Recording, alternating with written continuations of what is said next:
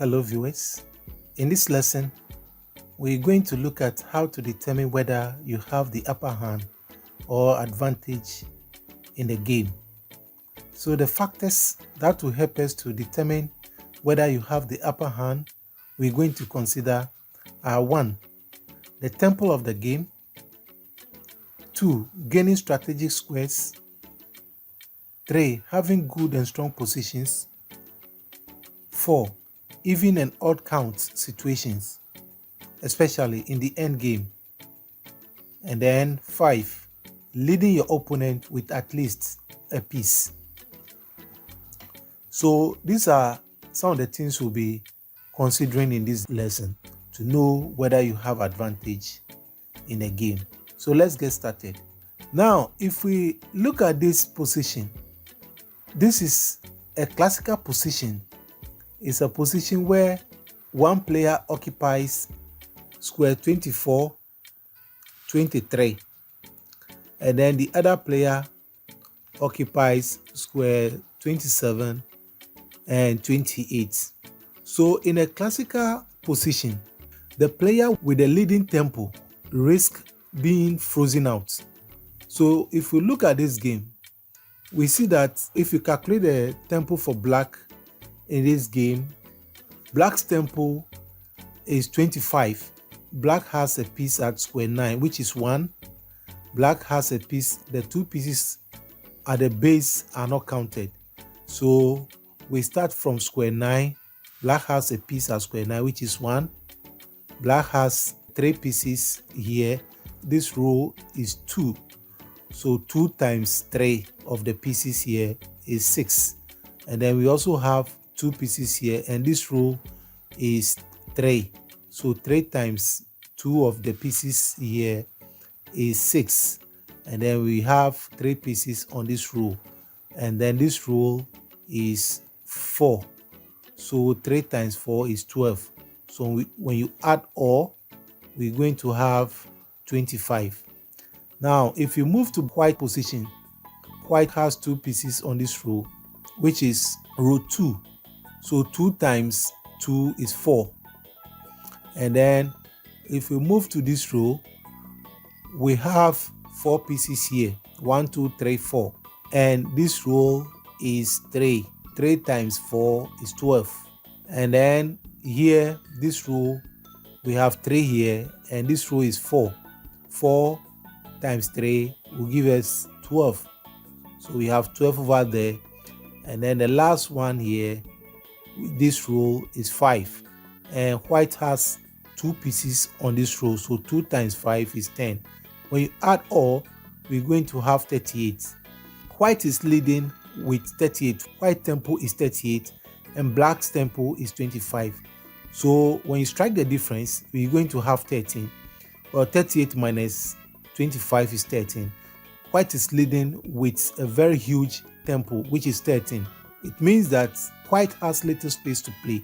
So that's what it means. So if you are leading in a tempo in a classical game, then you risk being frozen out. So what most players do is that they usually change backwards to reduce the tempo to make sure they equalize or reduce their tempo. Either they equalize the tempo or reduce the tempo. So this is what happens in a classical situation. So we see that in this case, the difference in rate of development in this particular game is 13. This gives black advantage. So here, what black needs to do is to play 13-18. So black needs to play 13-18. And then white will respond with 34-29. Black played 18-23 and white responded with 27-22.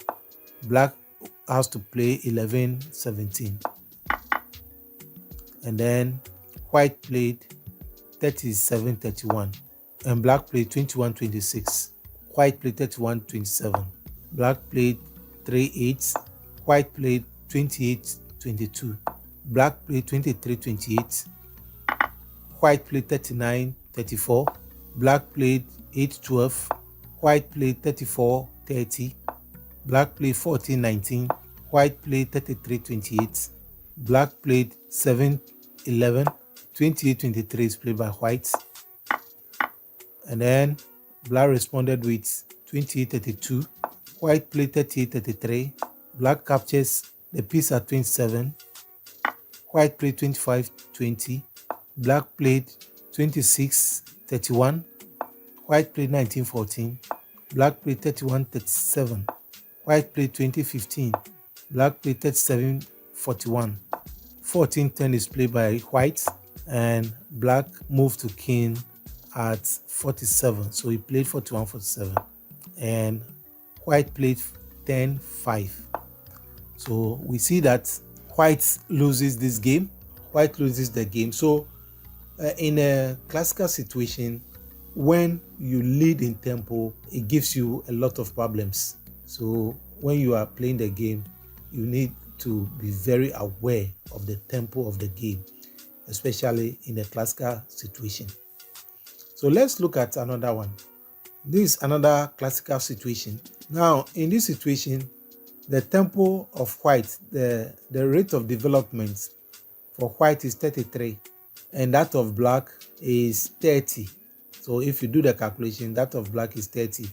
The pieces on this row are 4. So 4 times 2 will give us 8. And that of this row, we have 3. So when you multiply by 3, you have 9. We have this row, which is 4. So we have 3 pieces here. 3 times 4 will give us 12. So when you add all, we're going to have 33. And then white has 2 pieces on this row. So 2 times 2 will give us 4. And on this row, we have 4 pieces. So 4 times 3 will give us 12. This row, we have 3 pieces. So 3 times 4 will give us 12. And then we only have 1 on the 5th row. 1 times 5 will give us 5. So when you add all, that gives us 33. Here again, white is leading in tempo. So the difference in the rate of development is only 3. But things could go wrong for white if white didn't play the game well. So let's look at how this game is played. White should play 34-29. And then black responded with 18-23. White played 39-34. Black should play 12-18. White played 35-30. That's the best move for white in this particular situation. And then black has to take, and white played 27-22. Next played 33-29. And then black has to play 13-18. White will play 29-24. Black will capture to square 39. And white will also capture to square 10. Black will play 18-22. White will play 10-4. Black will play 39-44. White will play 4-15. Black will play 21-26. Then white will capture. Black will also capture to square 17. White will play 38-32. Black has to play 44-49. White will play 32-28. Black captures to square 33.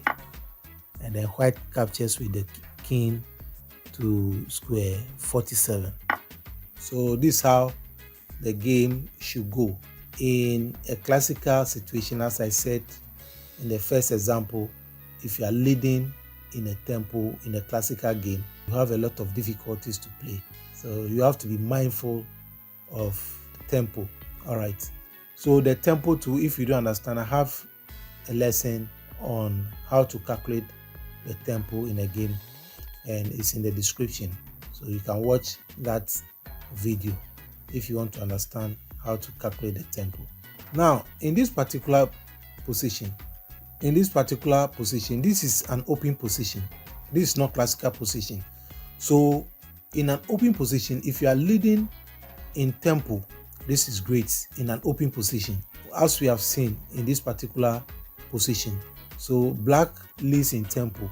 If you look at the row here, black has 3 pieces on this row. So 3 times 2 will give us 6. And then if we move to the next row, we have 3 pieces there, and this row is 3.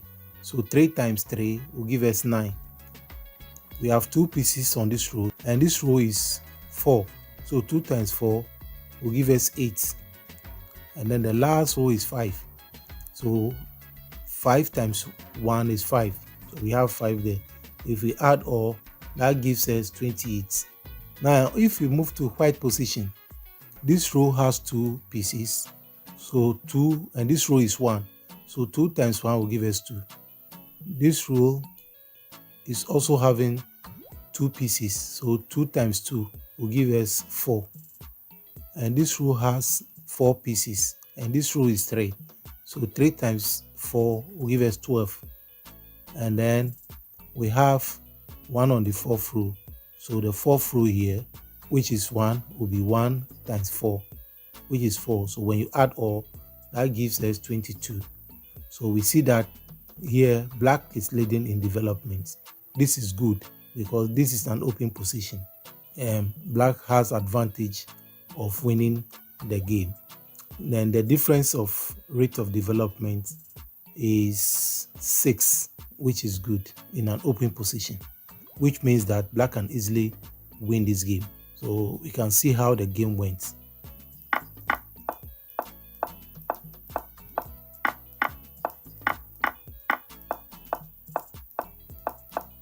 We see that black can easily win. So if you are leading in development in an open position, it is good. It gives you advantage of winning the game.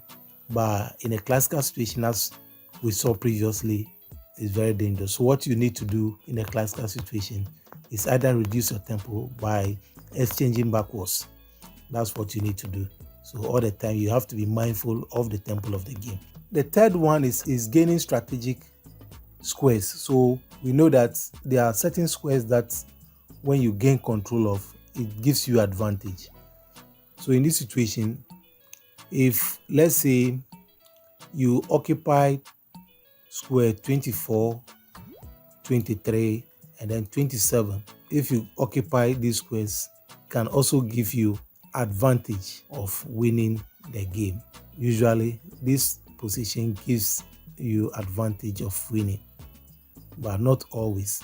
But in most cases, you have the advantage of winning. So if you take square 27, 23, and then 24, creates an edge of the game. Another position is taking 27, 28, and then 24 with good formation. So when you take this and you have pieces in this position, this gives you great advantage of winning the game. So the first one that you have seen, if you have this position, this formation, is also great, gives you advantage of the game. Another position that gives you an edge is 28, 29, 25, 26 with very strong formation. So this is another position that gives you an edge over your opponents. So these are some of the positions you need to understand. When you occupy them, it gives you great advantage over your opponents. But it doesn't mean that the moment you occupy this square, you win the game. It depends on how well you play the game. And the next one is having good and strong formation. So if you have a very good formation, then you know that your position is solid, and it also gives you a great advantage over your opponents.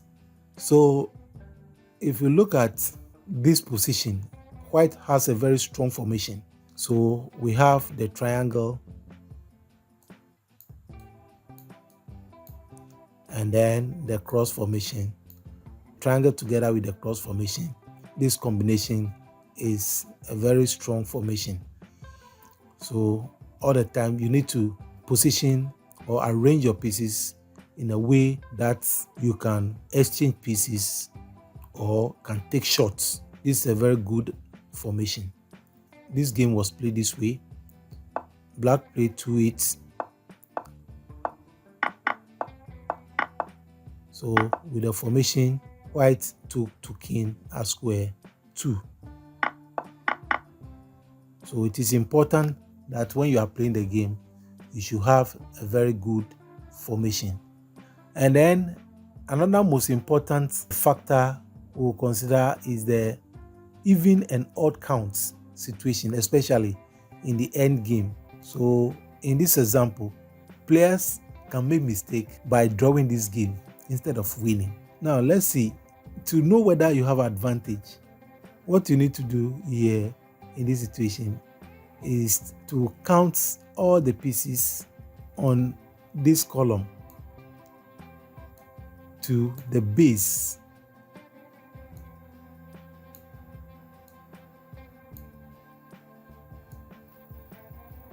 So we need to count all the pieces on this column, pieces on this column, pieces on this column, pieces on this column, and then pieces on this column.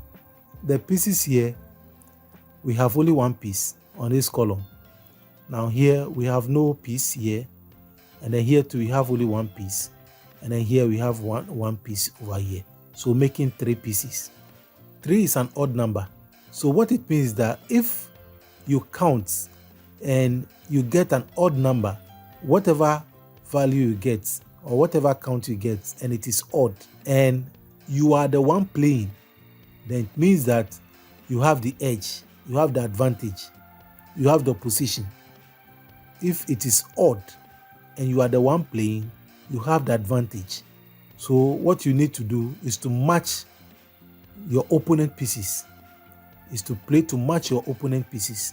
But if you count and it is even, then if it is even and you are the one playing, you don't have the advantage. Your opponent has the advantage. In that situation, what you need to do, when you exchange pieces, you gain advantage. When you exchange pieces, you gain advantage. So I'll show you one example in this lesson. You gain advantage when you exchange pieces. So in this particular situation, the count here is 3, which is odd, and black is playing, so meaning that black has the advantage. What black needs to do is to play 15-20 and then has to match the piece at square 3 to that of the white piece at 41. So black should play 15-20, white play 41-37, and black played 20-24. White played 37-32. Black played 24-29. White played 32-27. 3-8 is played by black. White played 27-21. 8-12 is played by black. White played 40-35. Black played 29-34. And if white plays 21-16, black will place 12-17. So that's another way we can determine if we have the advantage. So we can count. If the pieces are even and you are the one playing, then you don't have the advantage. You don't have the opposition. If it is odd and you are the one playing, you have the advantage. So you know how to play the game. And I want to stress again that if it is even and you are the one playing and you don't have the advantage, if you can exchange pieces, do exchange. Arrange your pieces in such a way that you can exchange pieces. The moment you exchange pieces, you gain advantage. You get back the advantage. So that's how it works. We'll take another one. In this position, white played 37-31 and black plays 17-22. Now, if you look at the position, if we count the pieces on this column, and if you count the pieces on this column, we have only 1 here. We have 2, making 3. We have another 2, making 5. We have 1, making 6. Now we see that 6 is even, and we are the one playing. White is playing, so meaning that white has not got the advantage. So if white does the exchange here, then he will gain the advantage. White will gain advantage by exchanging. So white played 31-26, exchange. Now if we check again after the exchange, let's count again and see this column, this column, this column, that column. This column has 1 piece. This column has 2, making 3. This column has 2, making 5. And this column has 1, making 6. So now, because the count is even and it is our opponent who is playing, then we have the advantage. So our opponent is playing, the count is even, so we have the advantage in this game. So black plays 7-11, white should play 26-21, and then black play 11-16, white play 21-17, and the game is won by white. So these are some of the calculations we need to do in order not to lose the game. So we need to do the calculation and then see whether you have the advantage or you don't have the advantage. If you don't have the advantage, if it is possible to exchange, we exchange to gain the advantage. And the last one is when you lead your opponent with at least a piece. So as for that one, it is clear. If you lead your opponent with 1 or more pieces, then you definitely have the advantage of winning. But sometimes you need to be careful and play the game carefully. In this particular situation, white has 8 pieces, black has 7 pieces. Numerically, white has an upper hand over black. So that's another way, the easiest way you can know whether you have advantage over your opponent, if you are leading your opponent with 1 or more pieces. In our next lesson, we're going to look at how to effectively arrange and connect your pieces. Connecting your pieces in the game is very important. So we need to study that. So we'll be looking at that in our next lesson. Thank you very much. And I believe you have learned something from this particular game. Thank you and see you in my next lesson.